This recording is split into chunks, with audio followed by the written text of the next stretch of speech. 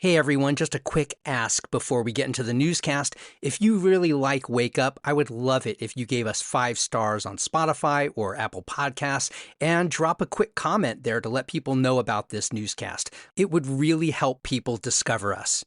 All right, on with the news.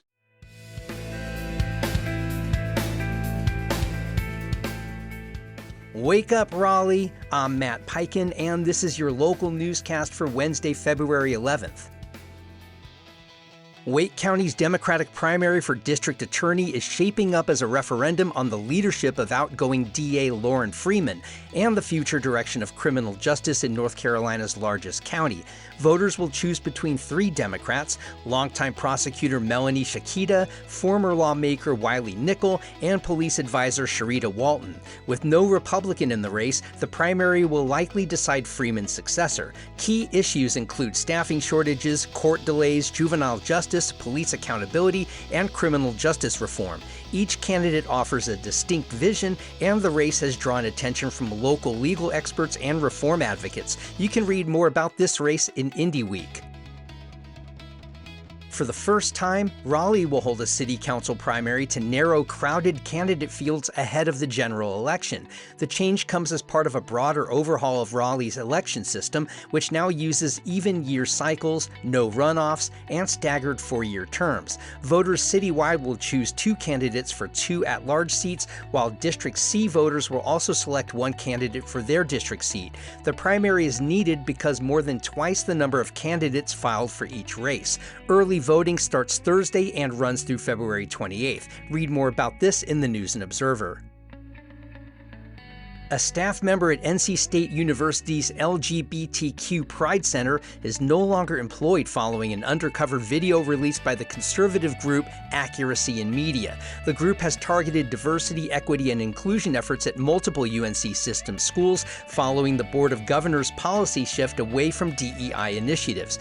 In the video, Assistant Director Jay Edwards is seen discussing how the center continues supporting LGBTQ+ students under new restrictions. NC State said Edwards was not authorized to speak on behalf of the university. He is the 4th UNC employee to lose their job after such videos. Read more about this in the News and Observer. A coalition of Durham health advocates and doctors is accusing the city of failing to manage over $1.3 million in federal housing funds meant for people living with HIV and AIDS. The EHE coalition says the city let the funds sit unused under the Housing Opportunities for Persons with AIDS program. Despite high rates of HIV in the region, coalition proposals were denied or ignored, and few residents received assistance. City officials blame capacity issues and departmental restructuring for delays. Advocates argue lives are at risk without stable housing. Read more about this at WUNC.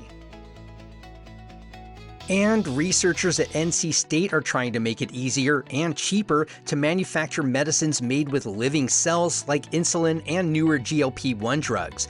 The challenge is scaling up. A process that works in a small lab container can fail in huge industrial tanks, wasting millions of dollars plus lots of water and energy. The NC State team installed a laser-based monitoring system that can track what's happening inside fermentation tanks in real time. What's distinctive is the early warning. It helps scientists spot trouble sooner and refine recipes with fewer costly large-scale tests. Read all about this at WRAL.